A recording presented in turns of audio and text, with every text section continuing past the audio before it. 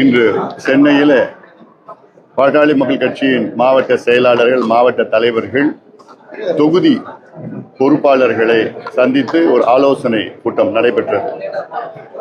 இந்த கூட்டத்தில்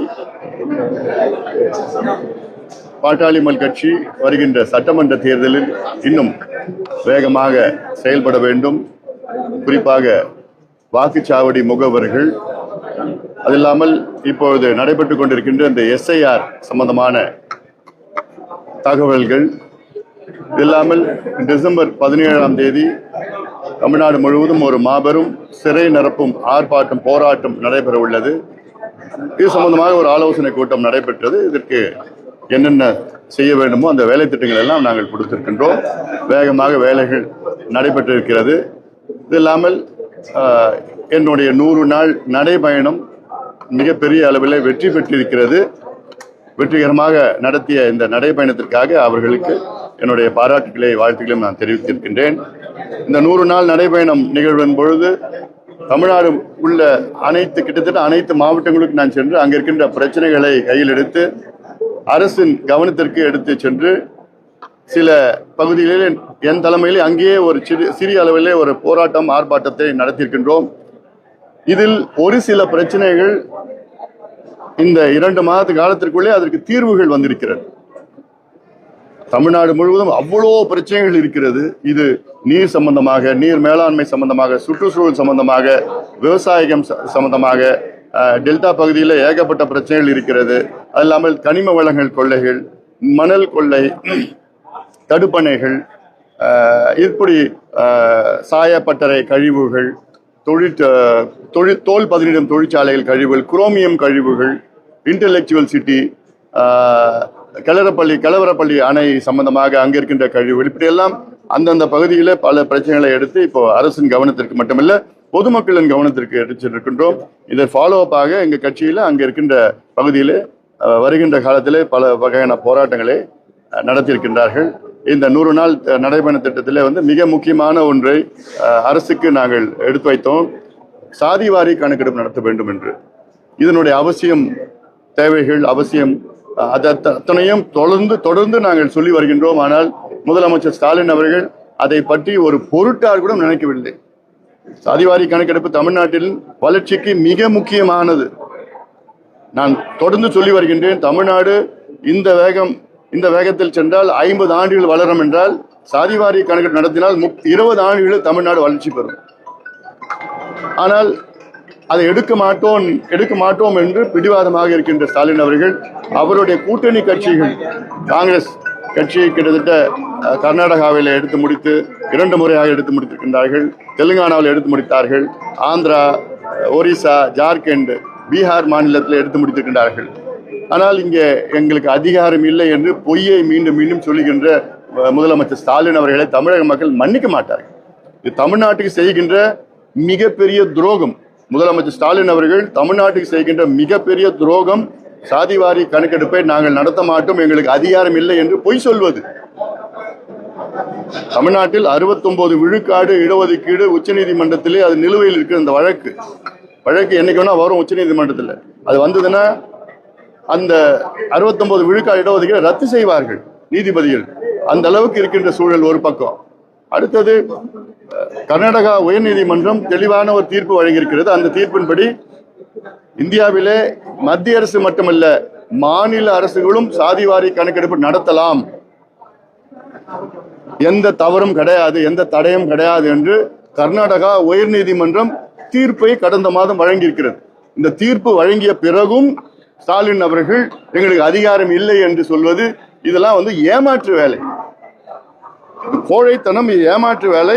இது நம்பிக்கை துரோகம். தமிழ்நாட்டு மக்களுக்கு செய்கின்ற மிகப்பெரிய துரோகமாக நான் பார்க்கின்றேன். அதில் இது தமிழ்நாடு மக்கள் நிச்சயமாக மன்னிக்க மாட்டார்கள். நம்முடைய டெல்டா பகுதியில் விவசாயிகள் இன்னும் அந்த மீண்டு வரல. கடந்த மழையில், தென்மேற்கு பருவ மழையிலேயே அதிலே இப்போ இந்த குறுவை சாகுபடியில் அதில் இன்னும் நடந்துட்டு இருக்கு. சம்பா பயிர் கிட்டத்தட்ட ஒரு மாதம் பயிர் சம்பா பயிரெல்லாம் முழுகிடுச்சு. இதுக்கு இன்னும் நிவாரணம் வரல, ஒன்றும் வரல. அங்கே கட்டுமானங்களே கிடையாது. அடிப்படை கட்டுமானங்கள், அதாவது அந்த நெல்லை அறுவடை செஞ்சு அதை பாதுகாத்து மழையில இருந்து பாதுகாக்கிறதுக்கு அது செய்ய முடியாத ஒரு சூழல் இருக்காங்க. இது இல்லை, மழையில நனைஞ்சிருக்கு, லட்சக்கணக்கான மூட்டைகள் நனைஞ்சிருக்கு. இப்படி பல பிரச்சனைகளை இந்த 100 நாள் மூலமாக நாங்க பார்த்திருக்கிறோம். அதனால கேள்விகள் ஏதாவது இருக்குங்களா? ஆனா நேற்று வந்து வாக்காளர்களுக்கு எதிராக தமிழக வாக்காளர் எஸ்ஐஆர் வந்து அந்த பிரச்சனை வந்து திமுக தமிழ்நாடு முழுக்க போராட்டம் பண்ணாங்க. திமுக நிலைப்பாடு என்ன பண்ணீங்க நினைக்கிறீங்க? திமுக வந்து தமிழ்நாட்டில் திமுக மீது மக்கள் மிகுந்த கோபத்தில் இருக்கின்றார்கள்.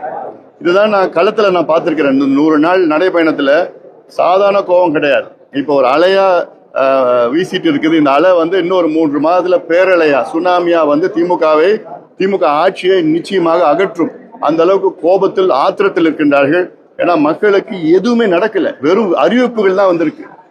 தேர்தலுக்கு முன்பு வெறும் அறிவிப்புகள் தான் வந்தது, தேர்தலுக்கு பிறகும் வெறும் அறிவிப்புகள் தான் வந்திருக்கிறது. விளம்பர அரசு இது.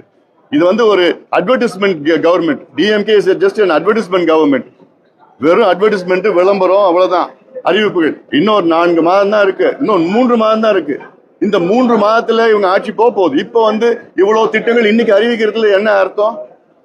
இந்த திட்டம் 3 ஆண்டுகளுக்கு முன்பு நீ அறிவிச்சிருக்கணும். இப்ப கடைசி 3 மாதத்துல அறிவிச்சு அந்த திட்டம் எங்க போகும், என்ன நடைமுறையில் வரப்போகுது, அதுக்கு என்ன நிதி இருக்கு? இப்படி தினம் ஒரு ஏமாற்று திட்டத்தை அறிவிச்சிருக்காங்க ஒரு பக்கம். ரெண்டாவது வந்து இந்த எஸ்ஐஆர் சம்பந்தமான திமுக நடத்திய போராட்டம் வந்து இது தேவையில்லாத ஒன்று. காரணம், எஸ்ஐஆர் என்பது தேர்தல் வாக்காளர்களை சரி செய்கின்ற ஒரு செயல். இது 2002, 2004, 2005 செய்யப்பட்டது. ஏன்னா இடைக்காலத்தில் எத்தனை பேர் இறந்திருக்கிறாங்க, எத்தனை கள்ள ஓட்டு இருக்கு, எத்தனை பேருக்கு 2 வாக்குகள் இருக்கு, 2 இடத்துல வாக்குகள் இருக்கு, இதெல்லாம் களை எடுக்கணும். ஏன்னா கடந்த தேர்தல் நேரத்தில், இடைத்தேர்தல் நேரத்தில் நம்ம பார்த்து ஆர்கே நகரும் சரி, ஈரோடு இடைத்தேர்தலில் 44,000 கள்ள ஓட்டு. ஒவ்வொரு தொகுதியிலும் இப்ப கிட்டத்தட்ட ஒரு 8,000 பேர் 10,000 பேர் வந்து இறந்திருக்கின்றார்கள். அவங்க பேர்லாம் நீக்கணும். 2 வாக்குகள் வைத்திருக்கின்றத நீக்கணும். இப்ப தகவல் தொழில்நுட்பம் எல்லாம் வந்துடுச்சு, இன்ஃபர்மேஷன் டெக்னாலஜி வந்துடுச்சு. அந்த தொழில்நுட்பத்தை வைத்து ஒருவருக்கு ஒரு வாக்கு தான், அதுவும் உயிரோடு இருக்கின்றவர்களுக்கு வாக்குகள். இது ஏன் செய்யக்கூடாதுன்னு திமுக சொல்லுது? என்ன பிரச்சனை? இப்ப இந்த பிஎல்ஓ யாரு? பிஎல்ஓ மாநில அரசினுடைய அதிகாரிகள், தமிழ்நாடு அரசினுடைய அதிகாரிகள். தேர்தல் ஆணையம் அவங்கள பயன்படுத்துறாங்க, அவ்வளவுதான். இவங்க தேர்தல் ஆணையத்துக்கு சொந்தக்காரங்க எல்லாம் கிடையாது. அவங்க எப்படி நம்ம தவறு செய்ய போறாங்க? மாநில அரசு மீறி யாராவது தவறு செய்ய முடியுமா? ஆனா அது மீறி வந்து திமுக தவறு செஞ்சிட்டு இருக்கிறாங்க. நான் பார்த்துட்டு தான் இருக்கிறோம். எத்தனையோ காணொலி காட்சிகள் வந்து இருக்குது, எங்களுக்கு வாட்ஸ்அப்ல வருது, வீடியோஸ் வருது. திமுக காரங்க உட்காந்துட்டு சரி செஞ்சிட்டு இருக்காங்க, லிஸ்ட சரி செஞ்சிட்டு இருக்காங்க. அதனால இது திமுக நேற்று செய்த போராட்டம் வந்து மக்கள் அவர்கள் மீது இருக்கின்ற கோபத்தை திசை திருப்புகின்ற ஒரு செயலா நான் பார்க்கிறேன். கோபம் ஒரு பக்கம், எந்த திட்டமும் நடைமுறையில் இல்ல. இவங்க 505 வாக்குறுதிகள் கொடுத்தாங்க, அதுல 66 நிறைவேற்றிருக்கிறாங்க. அதுல வாக்குறுதியில மிகப்பெரிய தோல்வி அடைந்திருக்கின்றார்கள் நிறைவேற்றுவதில். அது மட்டுமல்ல, தினம் ஊழல், 888 கோடி ரூபாய் ஊழல். இது நகராட்சி நிர்வாகத்துல இடி வந்து கிட்டத்தட்ட 250 பக்கம் குற்றப்பத்திரிகை வந்து தமிழ்நாடு காவல்துறை கொடுத்திருக்கு. ஆனா அதை மீறி நடவடிக்கை அதை வச்சு நடவடிக்கை எடுக்க போறது கிடையாது. பள்ளிக்கரணை சதுப்பு நிலம் 2000 கோடி ஊழல். கனிம வள கொள்ளை தென் மாவட்டத்தில் 3 மாவட்டத்தில் கனிம வள கொள்ளை 1000 கோடி. மணல் கொள்ளையில 4800 கோடி. டாஸ்மார்க் ஊழல், டாஸ்மார்க்ல சும்மா போக்குவரத்து மட்டும் 1000 கோடி ஊழல். ஆனா டாஸ்மார்க்ல கிட்டத்தட்ட 30,000 கோடி ஊழல் வந்திருக்கிறோம். அதுல நெல் எடுத்துட்டு போறதுல 200 கோடி. இப்படி ஒவ்வொன்றும் ஊழல் தினம் வந்துட்டு இருக்குது. ஆனால் மக்கள் இவங்க மேல மிகுந்த கோபத்தில் இருக்கிறாங்க, திமுக மீது. அதை திசை திருப்புகின்ற வகையில பிஜேபி பண்ணிட்டாங்க, மத்திய அரசு எஸ்ஐஆர் பண்ணிட்டாங்க. என்ன எஸ்ஐஆர்னா என்ன? ஒரு தேர்தல் அங்க வாக்காளர்களை பட்டியல வந்து சரி செய்யறதுதான் எஸ்ஐஆர், அவ்வளவுதான். இதுல எப்படி ஏமாத்த முடியும்? யார் ஏமாத்த முடியும்?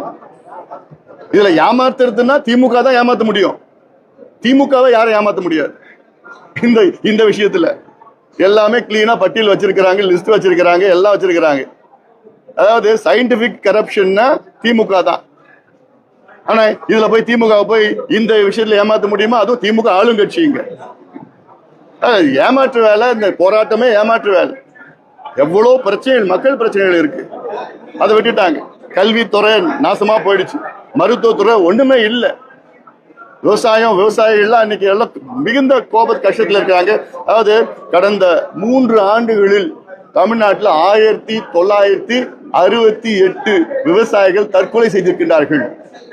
3 ஆண்டுல தமிழ்நாட்டில் 1968 விவசாயிகள் தற்கொலை. இதை பத்தி யாராவது பேசுறாங்களா? இல்ல. இது போன்ற செயல்களில் திசை திருப்புவதற்காக மத்திய அரசு SIR அவங்க ஓட்டை எடுத்துட்டு போயிடுவாங்க. எங்க எடுத்துட்டு போக முடியும்? எப்படி எடுத்துட்டு போக முடியும்? இப்ப இருக்கிற டெக்னாலஜி யார் வேணா கேட்கலாமே. இப்போ டிராஃப்ட் லிஸ்ட் வந்து டிசம்பர் 7ஆம் தேதி 8ஆம் தேதி வெளியிட போறாங்க. அதுல சரி பார்க்கறதுக்கு ஜனவரி 31 வரைக்கும் டைம் இருக்கு. அதனால இது எல்லா கட்சிகளும் தான் பொருந்தும். இது ஒண்ணுமே நடக்காதது ஐயோ புலி வந்துருச்சுன்னு சொல்ற கதை தான் இப்ப திமுக செய்யறது. ஒண்ணுமே வரல, ஒண்ணும் நடக்க போறது கிடையாது. அதாவது இவங்க கிட்ட இருந்து தான் காப்பாற்றணும், திமுக கிட்ட இருந்து தான் காப்பாற்றணும் இந்த SIR அது மாத்தி இவங்களுக்கு முன்கூட்டியே இவங்க போய் விளம்பரத்துக்காக ஒரு போராட்டம் பண்ணிட்டு இருக்கிறாங்க. நேற்று பீகார்ல எலெக்ஷன் முடிஞ்சிருக்கு. அதுக்கப்புறம் எக்ஸிட் போல் போட்டாங்க, தேர்தல் கணிப்பு. அதுல முழுக்க பாருங்க, இன்னொரு 14 இன்னொரு கருத்து கணிப்பு இல்ல, இது கருத்து திணிப்பு, அவங்க போலியா சொல்றாங்க அப்படின்னு சொல்லியிருக்காங்க காங்கிரஸோட. அது என்ன?